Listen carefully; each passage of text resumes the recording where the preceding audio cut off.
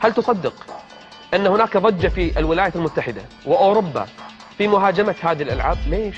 ايش صاير؟ ايش فيهم؟ دول الغرب مؤتمرات صحفية تعقد وندوات تلفزيونية وقضايا ترفع الآن مرفوعة قضايا كثيرة في المحاكم ضد هذه الألعاب ومصنعيها ومنتجيها وبائعيها. ليش؟ ايش فيهم؟ احنا عندنا قاعد تنباع بكل سهولة. تعرفون ليش؟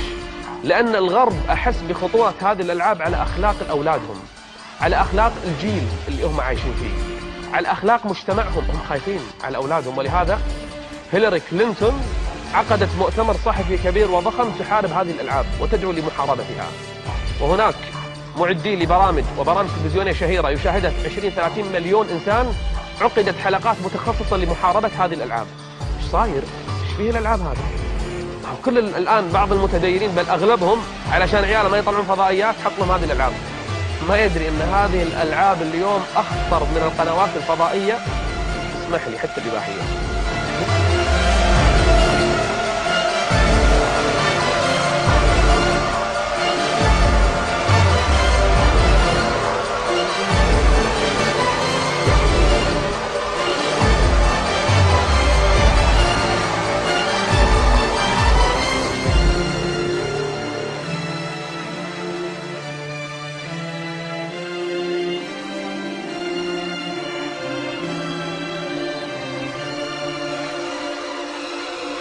أنا أتكلم عن شنو؟ عن الإباحية الموجودة، ولا عن الفساد الصحي اللي قاعد يصير للأطفال، أو الفساد النفسي والذهني والعقلي اللي راح فيها أذهانهم وصار فيهم توتر.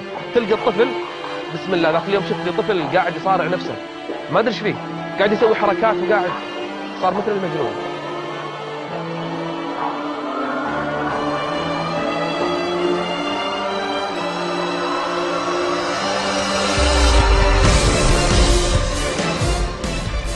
المصيبة الطامة الأكبر إن بعض هذه الألعاب الولد حتى يوصل لهذه المرحلة الإباحية اللي يفعل فيها الفاحشة، اللي يدخل ملهى ليلي.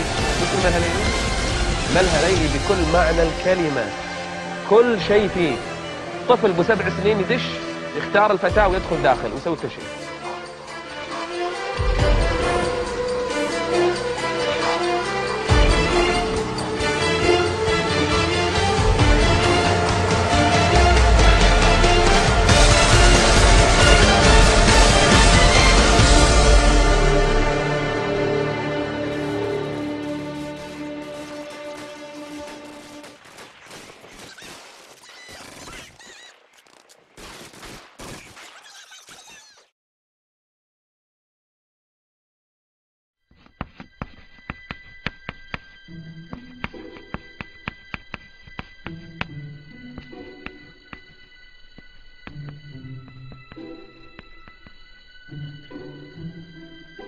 How best to say this?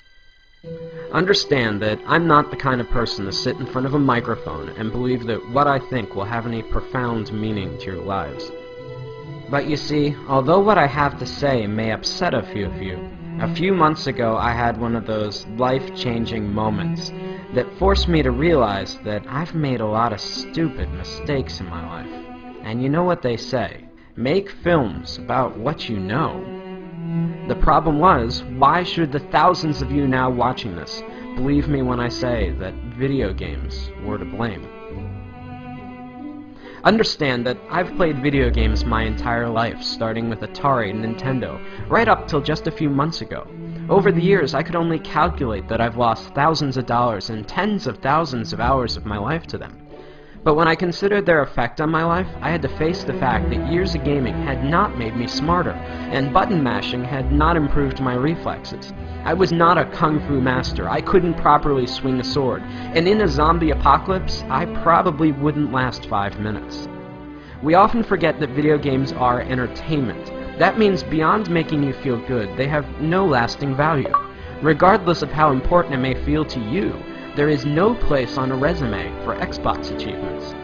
The real pain behind my years of video game addiction was that I never realized their true costs. Sure, it was just a few hours here or there, but over 3 decades, I'm not just sickened now by the amount of my life I've spent, but more so by all the important stuff that I willingly pushed aside to make time for games. For the sake of entertainment, I was willing to give up sleep, health, and ambition. For what? We fool ourselves into thinking that virtual achievements and virtual friends are adequate substitutes for real-life ones. To be blunt, video gamers seem to be fine giving up their real lives for simulated ones, full of depression and loneliness. I now know the true cost of gaming are all those lost years that I could have spent with friends, creating art, or being a better husband.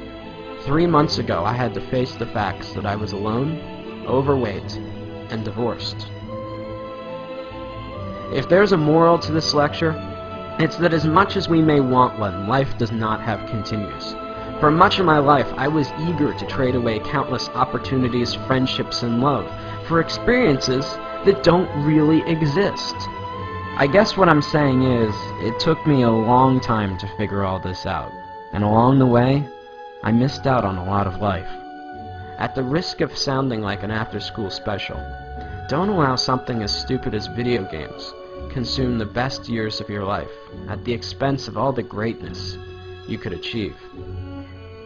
Consider this my promise. That's a mistake I don't plan to make again.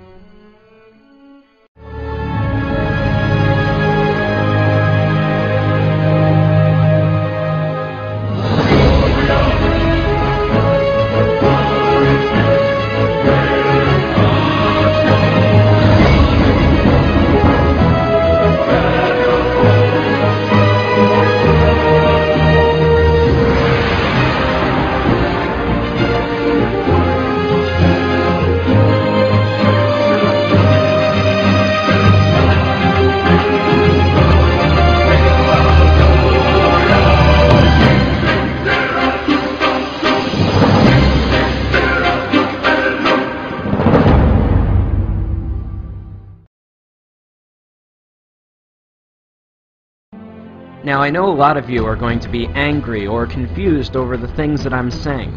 Call me whatever names you like, pretentious or not. Understand that while I don't hate video games or the people that make them, I'm still worried about their overwhelming negative effects that they've had on my generation.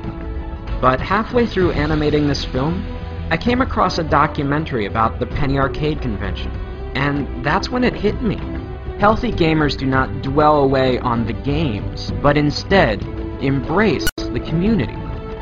While there may not be value in the games themselves, anything that brings people together and builds communities that embrace who you really are can't be half bad. As I scan through the images of very different people, all united by a common interest, it gives me hope that something good may still come out of all this. We are the first generation forced to find a balance between letting technology improve our lives or risk allowing it to dominate us. In reality, does Warcraft or Facebook improve your social life, or are you sitting at home alone? Either way, the only thing I know is that I'll never find out sitting alone in front of my TV, and neither will you. Whatever you choose, remember, in this game, you only get one life.